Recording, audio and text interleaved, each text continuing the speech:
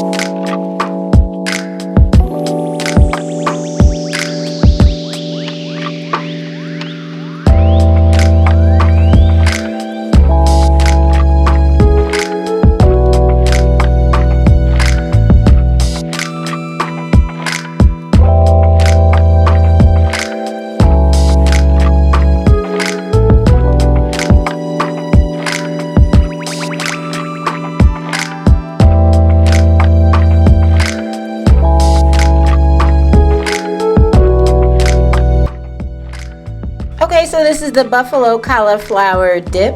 If you want a little change from the norm of that regular buffalo chicken dip, I definitely recommend this buffalo cauliflower dip. The flavors are so good. You can eat it with bread, or you can eat it with chips or veggies. Any way you try it, it's going to be delicious. Hopefully you did enjoy today's recipe. If so, please go ahead and leave me a thumbs up. Also, drop me a comment down below. Let me know if you've ever tried this before. Share this video out. Definitely appreciate that. And if you aren't subscribed, go ahead and hit that subscribe button and that bell so you can be notified every time I drop a new video, especially during COOKMAS. You guys take care and thanks for watching. Bye guys.